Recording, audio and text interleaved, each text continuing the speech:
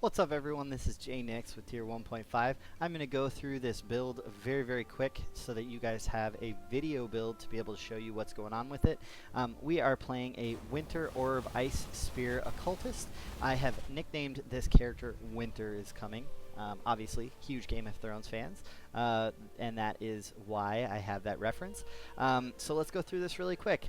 We are doing a lot of things differently on this build than pretty much everybody else, and that is one of the reasons why we were able to get a an Ice Spear that does so much damage. So let's go through this build right here.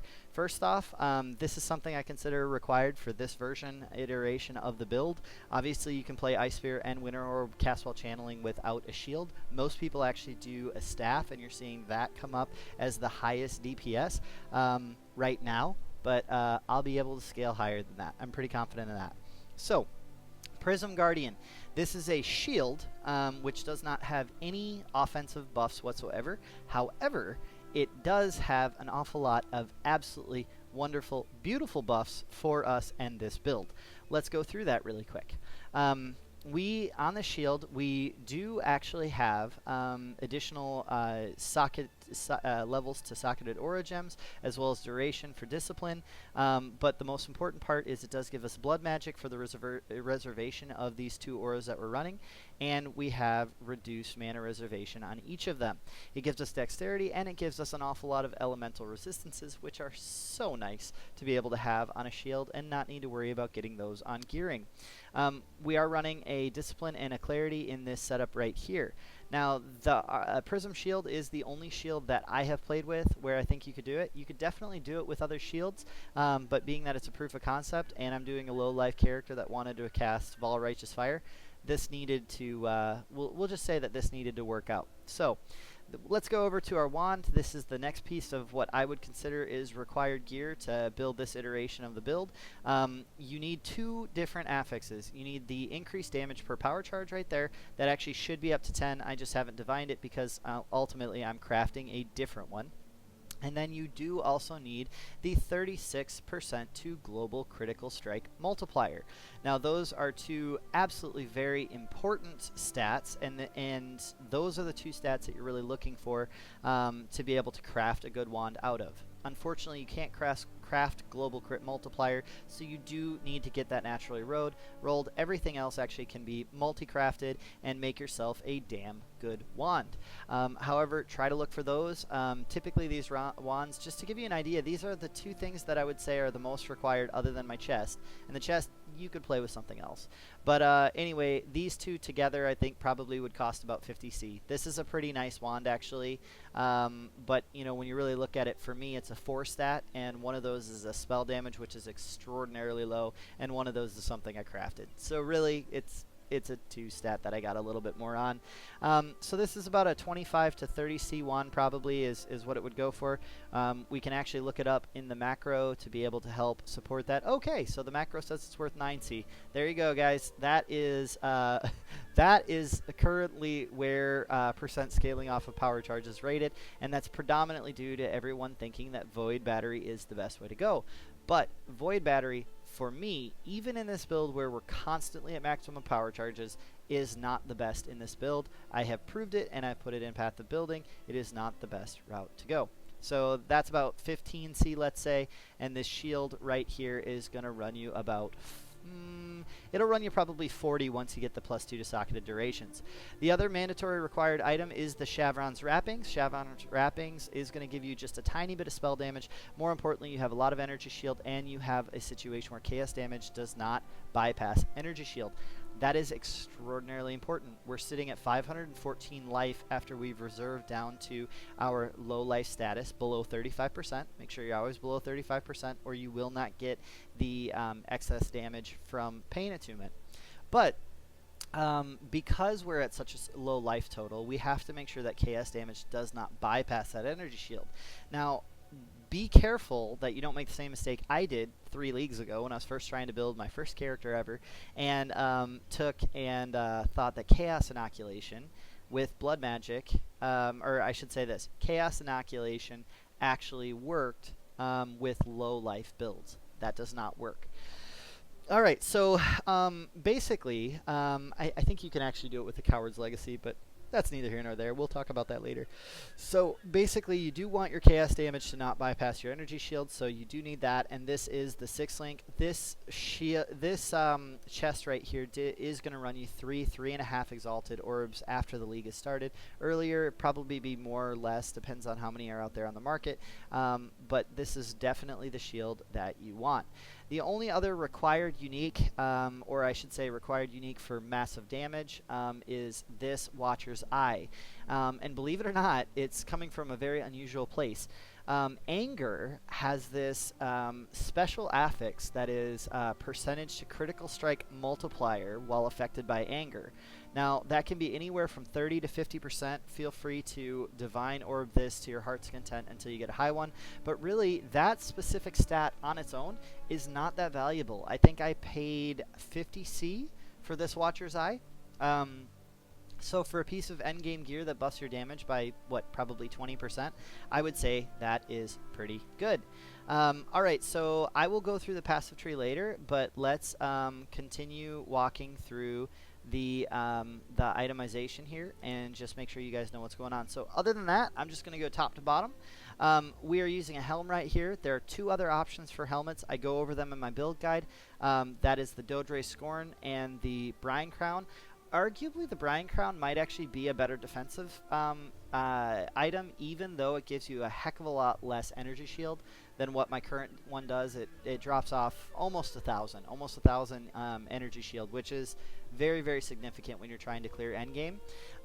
But on the other hand, it gives you a lot of other defensive benefits, which I talk about in the guide. The other one is Dodre Scorn. Dodre Scorn is actually your best, highest DPS in slot.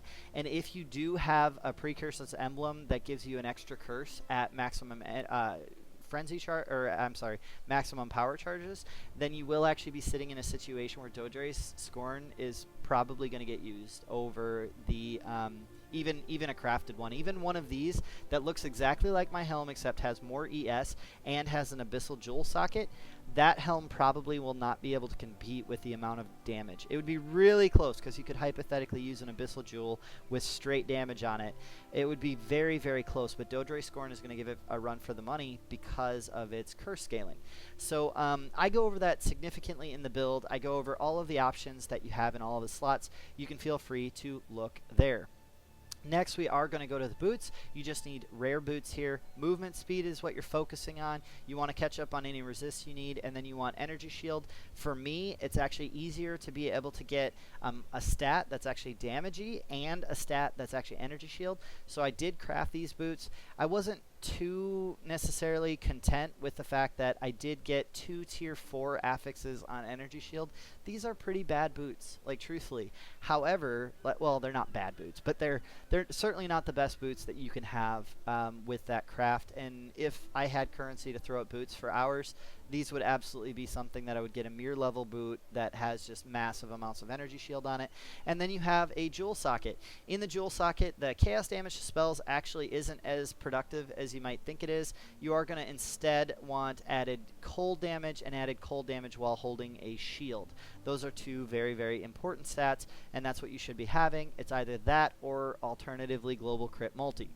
Alright, so outside of that, you just want more energy shield, and when you really think about it, this is actually giving me a lot more energy shield than the boots would allow for, just because I also have 49 flat energy shield socketed into these boots, and that actually gets multiplied by their multiplier, I believe, because this is for the item. The jewel socket is socketed in the item, so that actually you're getting the flat energy shield scaled by the 3% increase energy shield on the boots, which is local, and that is a very, very good thing. Now, as far as the gloves, we're going to go over there. We're going to go to the Soulvise Sorcerer gloves. These, literally, I was just looking for faster casting blind and like over 150 energy shield. These are cheap gloves. They're probably 25C. The boots, if you were to buy them, you're going to be looking at spending between 2 and 4x.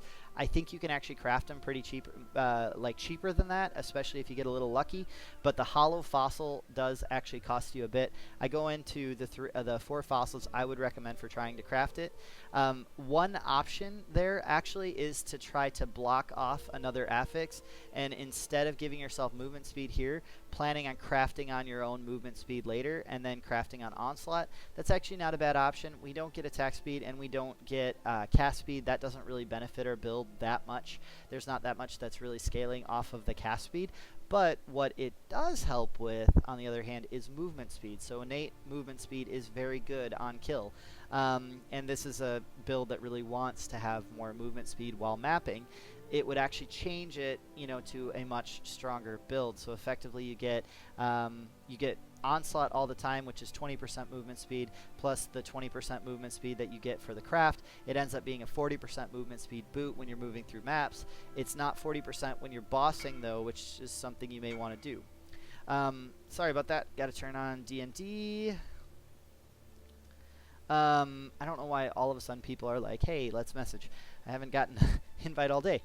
Anyway, so yeah, there's options here, but effectively you're really just looking for that abyssal socket, or I was anyway. I really wanted that abyssal socket here. Arguably, if you move the curse over to the ring, if you have only 2 curses total, you may actually want to consider an abyssal socket up here, because that probably will do more for you than actually having another gem.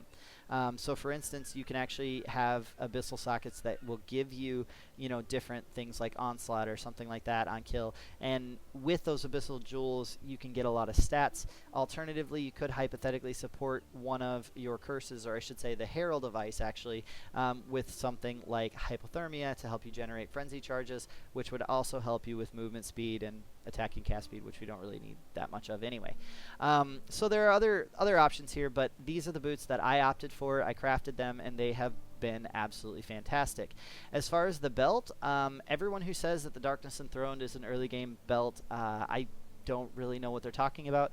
This is fantastic. I killed Shaper with this, absolutely no problem whatsoever, proving the effectiveness of it. Right now I've got 48 energy shield here and 41 energy shield here, so collectively that's 89. Plus you've got 45 from the Darkness Enthroned, so that's 150 flat energy shield. That's pretty good.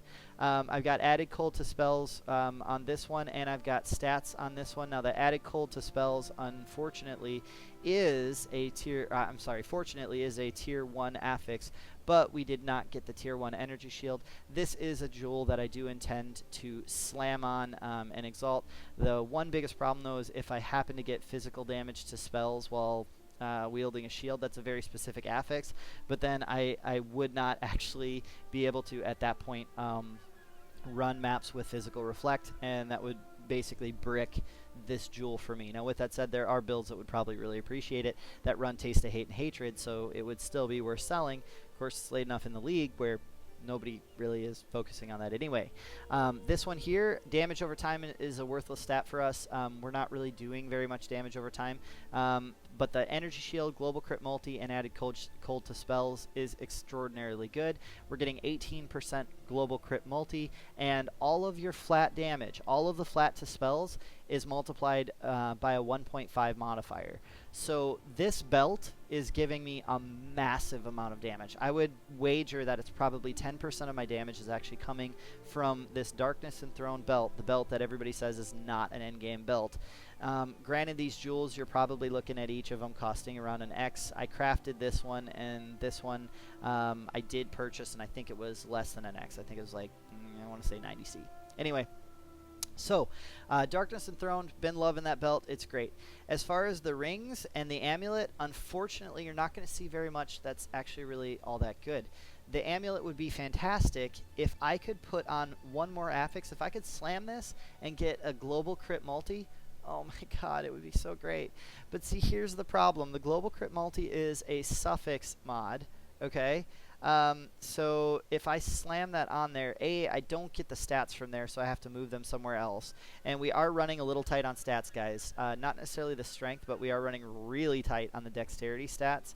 And maybe we can get this from the passive tree. Again, I'm at 3 million DPS, and I am at Shaper DPS, and I'm at level 90.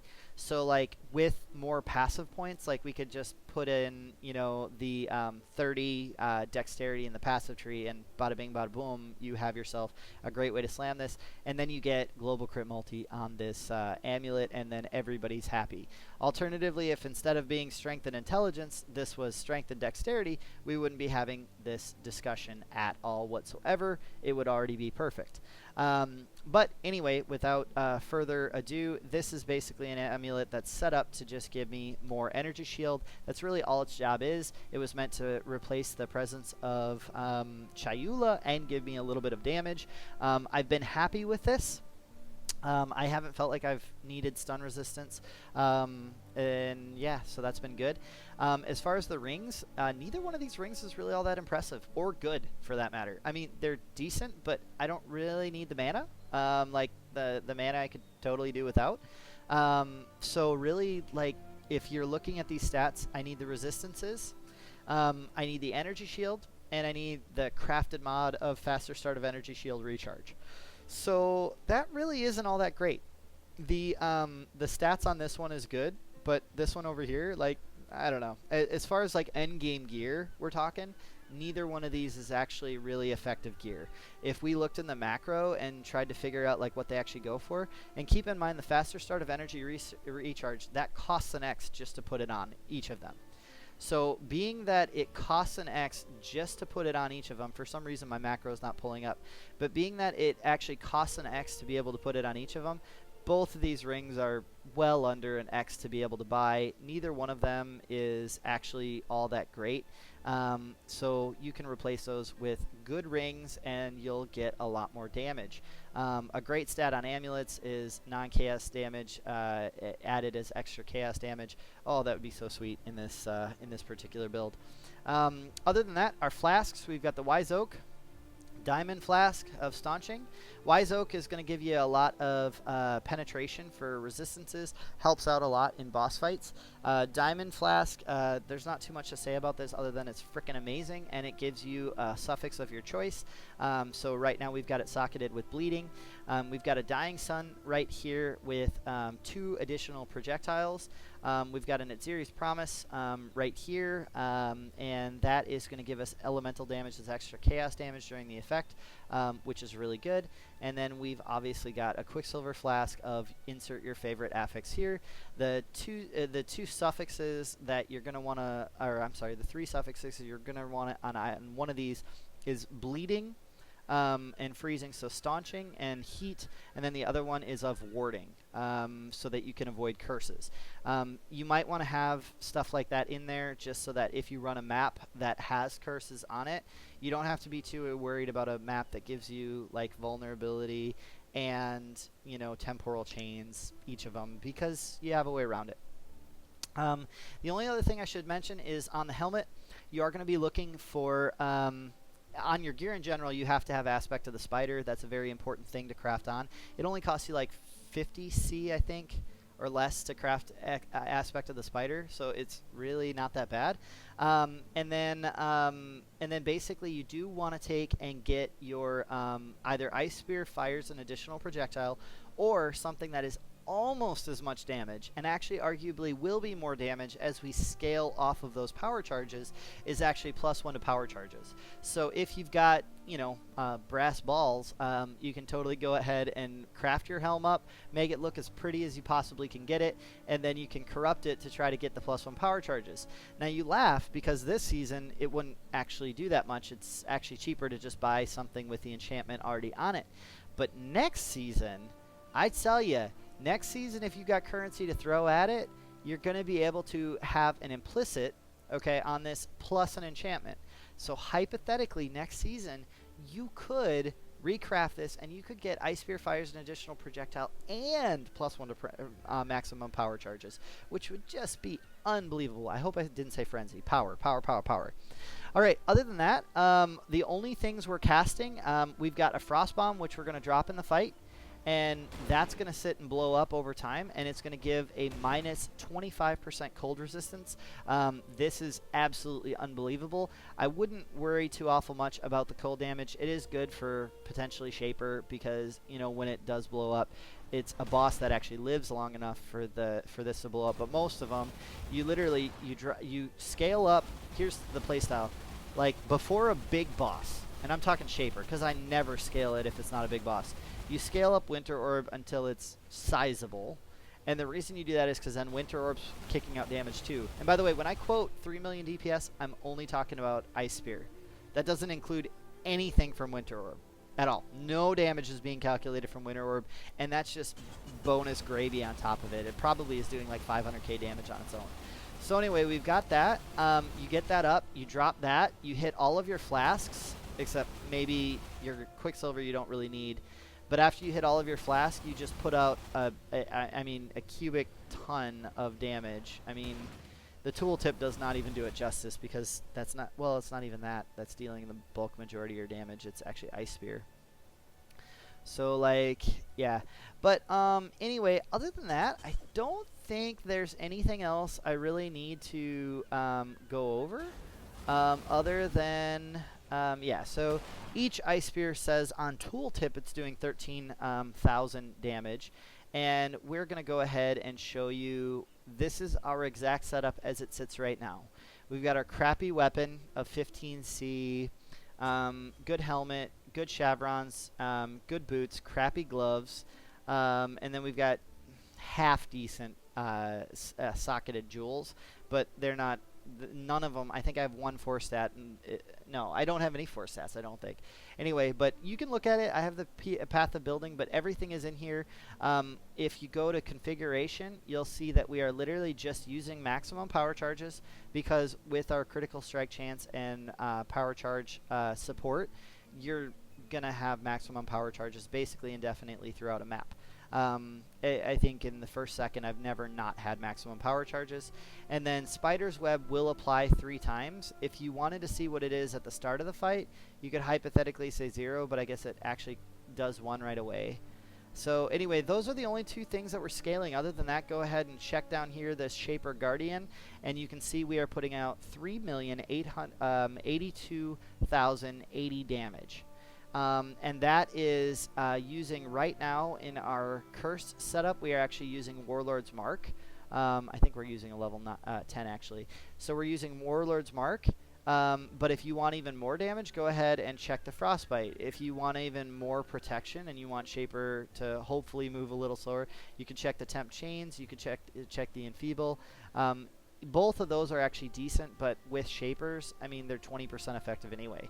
So all day long, you're going to go for that leech on hit and those endurance charges. That's going to give you some nice quality of life on the defenses. Now the Commandment of Force, ignore that. You get your favorite thing on top of the gloves, as far as the enchant that goes on top of the gloves. Figure out what you want and put it on. It doesn't take that long to run labs and be able to get an enchant on gloves and boots. I would personally buy the helmet though. And then as far as boots go, you're already leeching with Warlord's Mark. So if you plan on using Warlord's Mark, which is what I did for my Shaper run, so clearly you've got plenty of damage. You don't need Frostbite, you don't need anything else. And I didn't need Enfeeble and Temporal Chains. So, I mean, arguably maybe the Enfeeble would have been nice, but I don't know. I don't really think that either of those are the best way to go about it. I think Warlord's Mark gives you the leech that you need, and then it opens up your boots so that you can have any enchantment that you want on them. You do not need the 0.6% of damage leech's life. Pick out your favorite enchant and put it on there. Slam it. Other than that, guys, let me go through the let's go through the Pantheons really quick. I want to cover the ones I'm doing and the alternative options. To me, Solaris is the only Pantheon that I would actually do. I think that reducing the damage that you do take is actually more important than avoiding damage. So I definitely take Solaris over Lunaris. The Brian Kig, we're not really getting chain stunned. We do have some stun and block avoidance in our passive tree, so we don't really need that. And then the rest of the 3 of them are, for me, really useless. I shouldn't say useless. The stun and block recovery, if you're stunned, you're dead. Almost on any build for every endgame thing that I can think of. Correct me if I'm wrong. It cannot be frozen if you've been frozen recently. Okay, so you get frozen, you pop your flask, it's probably on a strong box, and you are already dead if you couldn't unfreeze yourself. So that 4 seconds of freeze resistance only counts if, for some reason, you popped a freeze flask that doesn't have enough charges to do it again if you needed to. So that's more like if you make a mistake. And then the 50% reduced effective chill, yeah, that I see, that's useful, but not enough to triumph over the Soul Solaris. Our Akali is actually really close. You could definitely argue that if you plan to farm Minotaur, you're going to want that shock, reduced shock effect and the reduced shock duration. That's really good. 25% resistance to damage over time. Chaos resistance against damage over time helps with like corrupted ground spots, so that's really nice. And then increased recovery rate of life and energy shield if you stop taking damage over time is really good in fire maps in general, and anywhere like burning ground maps or corrupted ground maps. So these are really good. It's just it's not a 4-stat god for me. This is, so that's why I like that. I use Soul of Tokuhama, and the reason I use that is because we are in this build going to crank out Vaal Righteous Fire and get ourselves about 40% more multiplier on all of our damage. So because we're going to get more damage on this Vaal Righteous Fire, I want to be able to use it when it's up. So to be able to use it right now, unfortunately in Path of Exile, you're not able to actually leech life and energy shield at the same time. And this is why this build is going to be so good in 3.6. Let me just tell you guys that once 3.6 launches, you're going to have an opportunity where you can leech both energy shield and life at the same time. As soon as you do that, that Vaal Righteous Fire is never going to hurt. You have a higher effective HP. You can scale both of them. Hell, you might even decide that you want to socket in a Headhunter, because now that life actually matters and you actually need it, yeah, you go to town. I mean, who knows? Maybe you'll actually end up, instead of doing the Shavron's Wrapping route, maybe you'll have enough life to where you can be at 35% life reduction, and yet that 35% counts for like 2,000, right? Or maybe less, probably like 1,500 life. And at that point, you're getting to the point where you're pretty comfortable. Chaos, if you have chaos resistance at that point, you don't really need the Chevrons. You could go for a Lore Weave, so your maximum resistances are higher. There's a whole bunch of stuff you could do. But for me this season, and probably next season, I very, very much like being able to have life regenerated per second while I am stationary. I'm going to be stationary a lot in this build, because every time you read stationary, so Arctic Armor, this right here, read it as every single time you're casting, because I'm stationary. I am not moving as long as I'm casting. I'm floating off the ground with my feet literally off the ground. I think that looks so funny. Like the shadow even goes up. Anyway, and it's like a pelvic thrust. Look at this. Like, I love it with the shield. It's like, ooh, pelvic thrust. Anyway, so yeah, it literally looks like, what do they call that? Like teabagging people in Halo. Anyway, so yeah, I'm stationary all the time, so regenerating that life does help me to do that. And the worst part of this build, just wanted to cover it really quickly so you guys understand and know. If I take and I swap weapons, so let's say I want to look at my offhand and see what I'm leveling up. If I swap weapons, all of a sudden, I just lost 3 of my auras, okay? If I don't have dexterity on this offhand, okay, I lose all except for 1. All except for 1, guys. So, like, then if you're in a map... Oh, great. Now I don't have the dex to be able to do it. That's funny. All right. So let's suppose that you are in a map, and basically with you being in that map, you accidentally swap hands. Or alternatively, let's say you want to switch curses. So like, you know, you're going into a boss, you get in a map and you're like, oh, you know what? I really want this curse instead. Because you can run curses defensively or offensively, and you can play with that as much as you want. So it's a good idea to actually carry them with you. So like, I have Frostbite right here, I have Enfeeble right here, and I have Temporal Chains right here. So if you have 3 different curses in your offhand, it'd be nice to just swap them in. But unfortunately, if you don't have your life regenerating in this build, you will not be able to actually recast them in the map, and you will have to take a portal out. because you are losing all of you're using all of your leech. Every bit of leech is actually going to your energy shield right now. So literally you have no option whatsoever other than portaling out. That is a very, very dangerous thing, especially if you're in Xana. Now, it doesn't happen that often.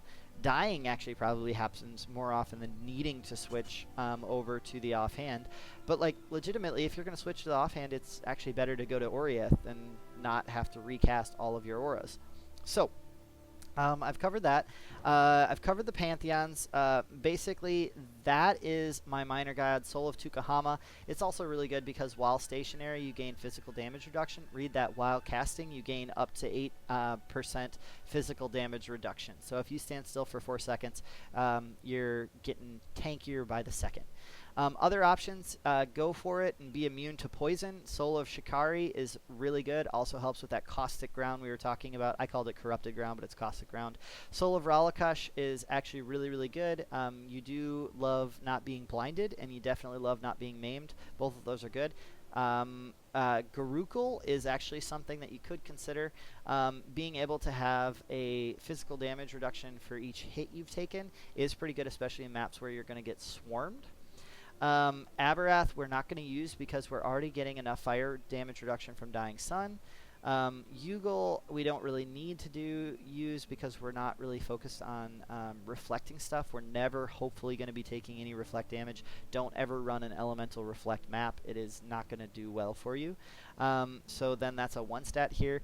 And then Soul of Garukin is actually a very decent stat for you if you're going an evasion route. If you wanted to run this more of an evasive build and as opposed to an armor heavy build, this is something you could do.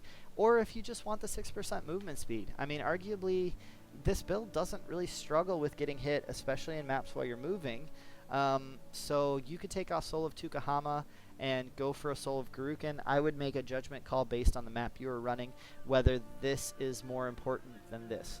But for me, I want that Vaal Righteous Fire up again. I want to be using that as much as I can, and I want to have that. As far as the bandits, you're going to take and you're going to kill a Lyra. Resistances are too hard to get in any build, and they're too expensive to be able to get, especially if you're going for shaped gloves. If you're trying to get the blind and the faster casting like I did on the gloves, you're probably not going to get very much in the way of resistances unless you're willing to shell out a ton of cash. I think these ended up costing me like, I don't know, 10...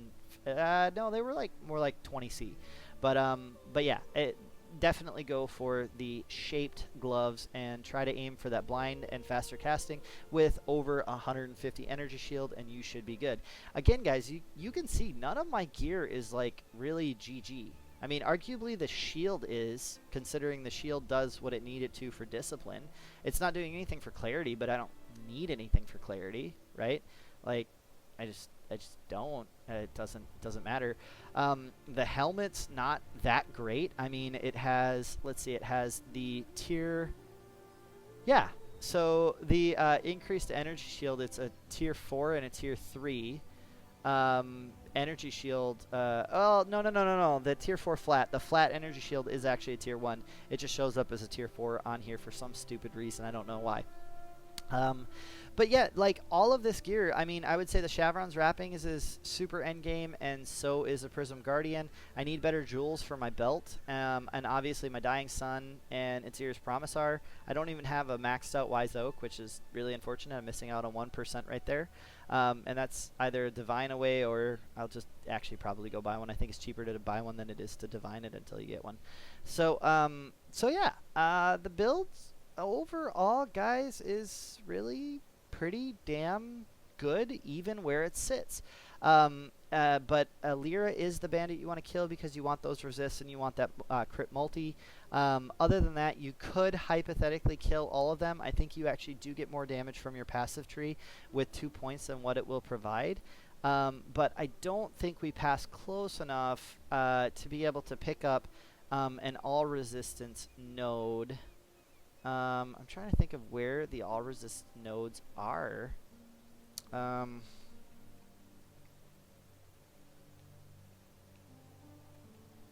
Okay, so let's see, how many is this? So that's 12 to all resistance. So I think that's actually very similar to a Lyra.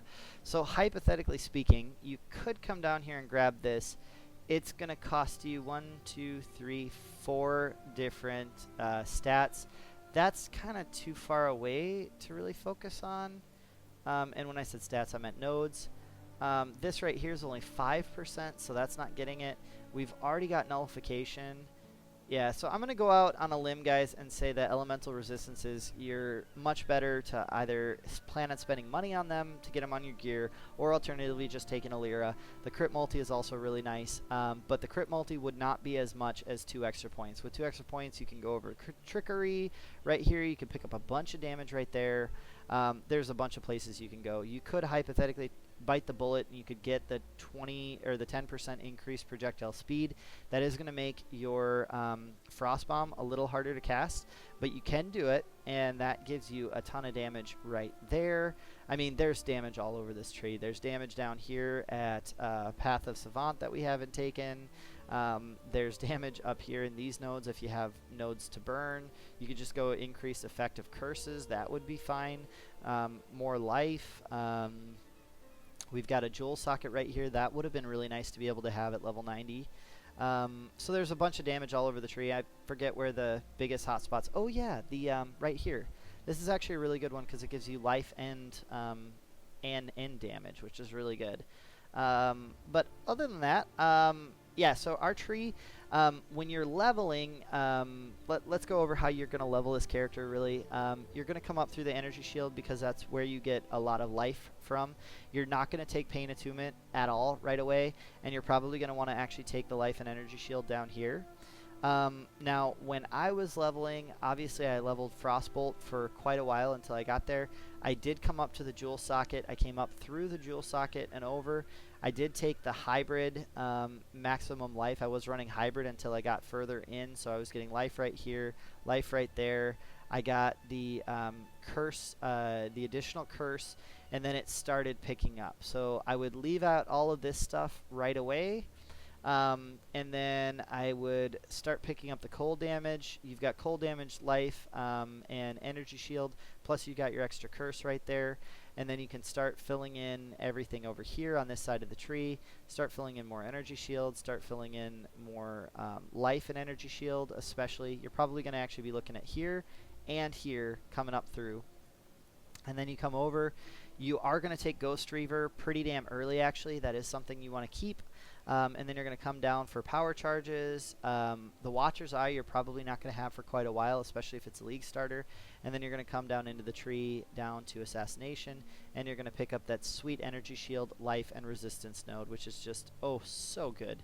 So, so yeah, and then after you've done that, all of these points will be allocated probably into melding, and then probably into here. You probably want to sweep down here, actually, and then delete this part of the tree, except for maybe the jewel socket. And then after that, it's just a matter of filling out here, and just filling in whatever you have missed right here. I think I did also at one point go 8% maximum life as well. And there is life regenerated per second up here if you're having trouble even on the hybrid build. But it's a pretty straightforward, pretty easy tree overall. And then you are going to want to swap into Pain Attunement. So we're running Ghost Reaver, which applies your life leech to energy shield instead of life. And it does give you less recharge rate, so that's one of the reasons why you actually need to get recharge rate elsewhere if you can. And then Pain Attunement you are going to take once you're ready to actually start running the low life build. Once you have enough ES to be able to do it, that's when you take Pain Attunement. Other than that, yeah, I mean, the jewels are not much to speak about. They're just all jewels with either resistances, stats, global crit multi, flat spells, or energy shield. And, like, this is a pretty damn bad gem. Like, when you really look at it, there's not a whole lot going on with that. It is a 3-stat. It does give me resistances, but that's a low crit multi, and that is a low energy shield.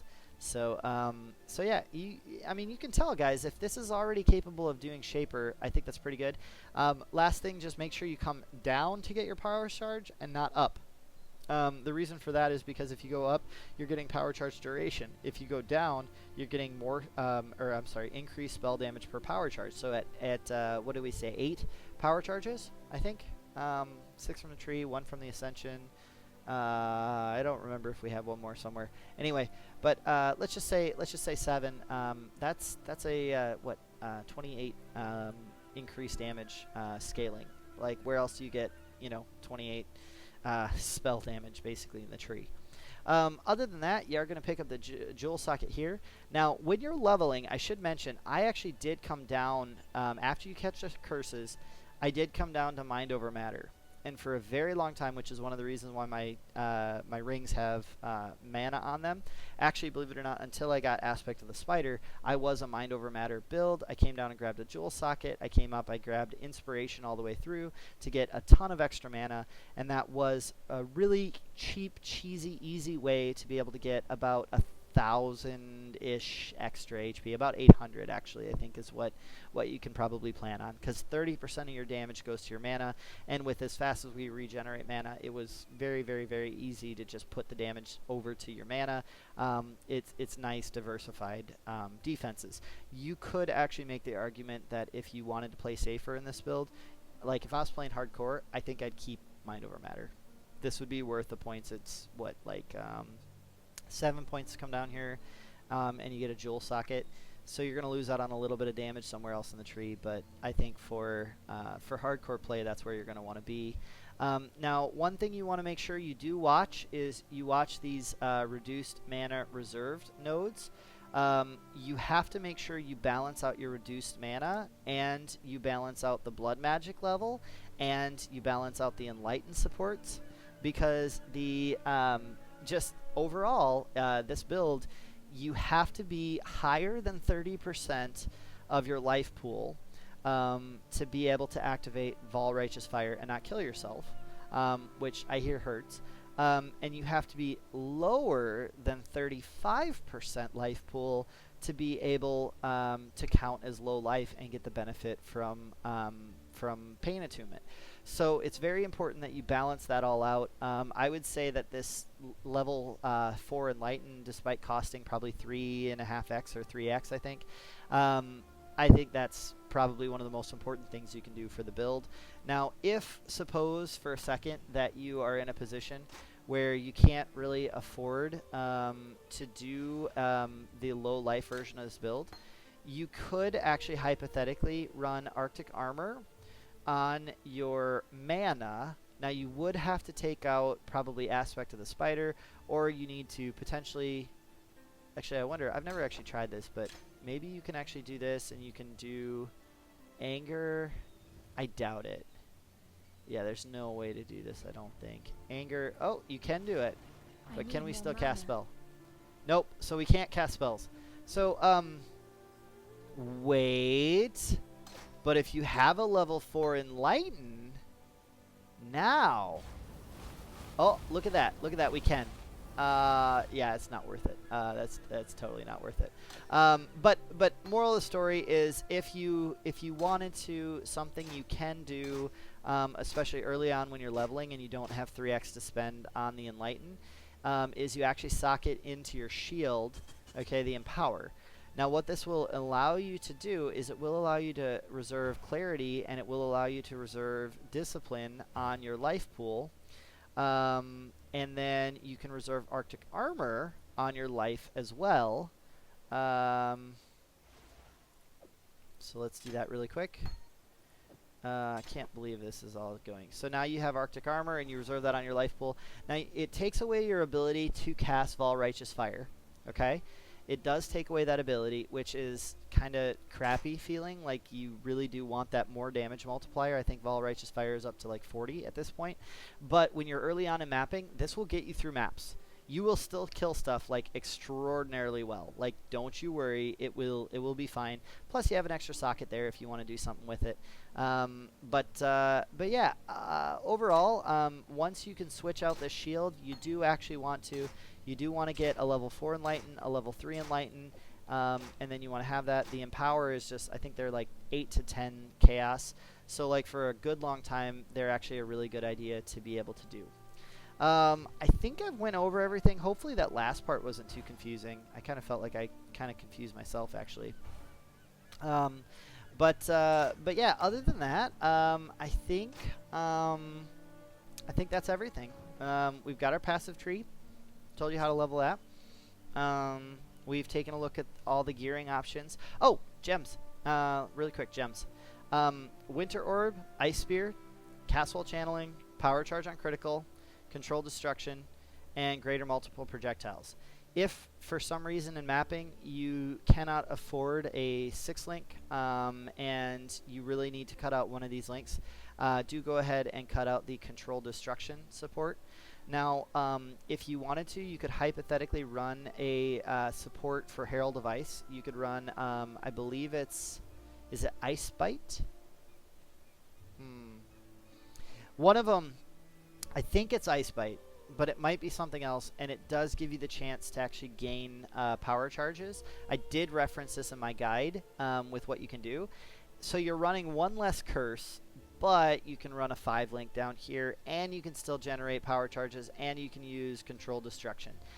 I don't really like that. I think it's bad. I think if I were you and you're running this on a 5-link, you get the GMP, you get the power charge on critical, and then you just take out the Control Destruction and you run a 5-link.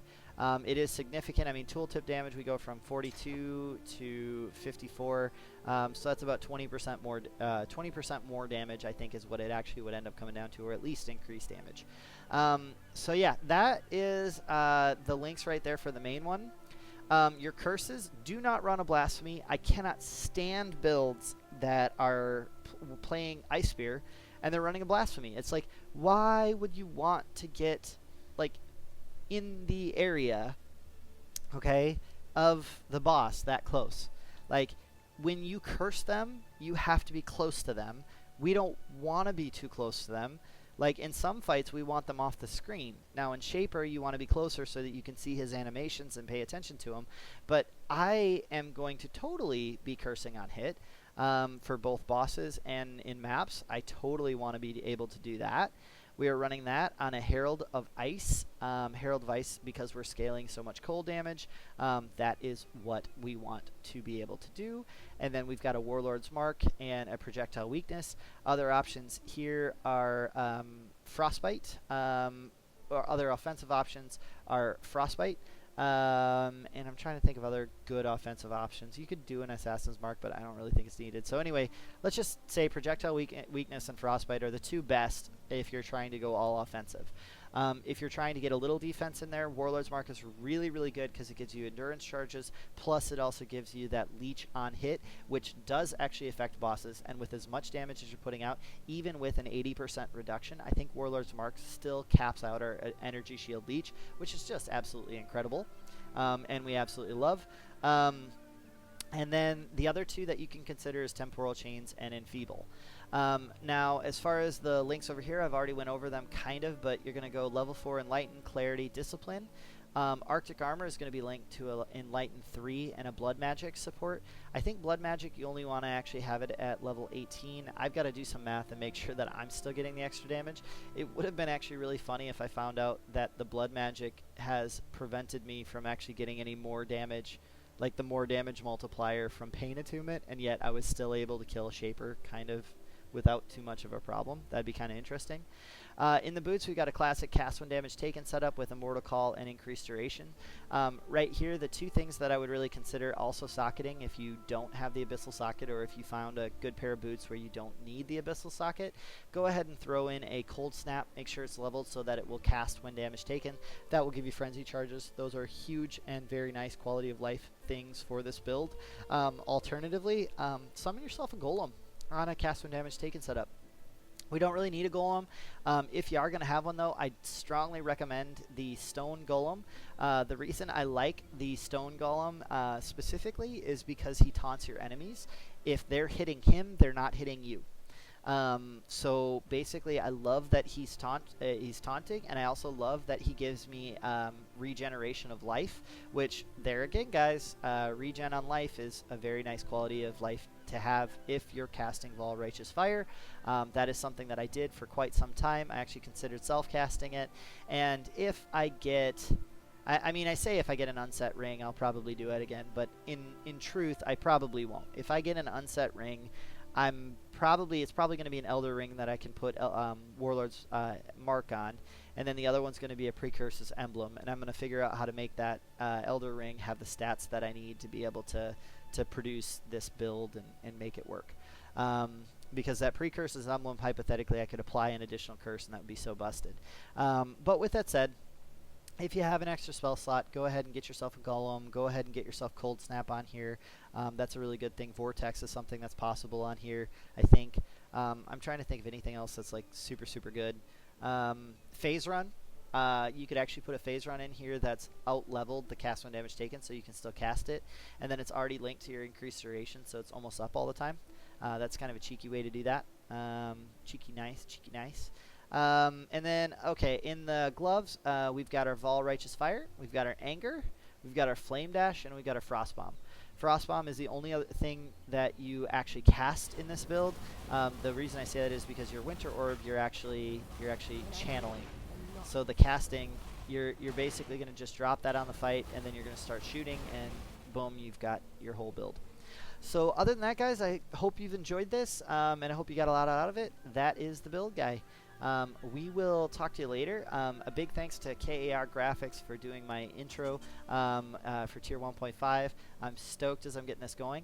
But yeah, look for really good things from this build in Synthesis. This is going to be a really strong build, and you're going to be able to play it all the way through. And because you don't have to budget in to buy a 6-link staff with cast while channeling on an item level 86 Shapered Eclipse staff, I mean, that base alone costs more than my my Shavron's wrapping. That's a 3x base. To get good stats on that and actually craft it and multi-mod it and everything like that, you're probably looking at a 10 or 15 Exalted Orb staff. That's significant. At least for me, that's significant. I don't think I can do it. But if you are looking for a staff and you want to try that out, look for this only on an Eclipse base, and then 6-linked. Get that cast while channeling, get that power charge on critical strike.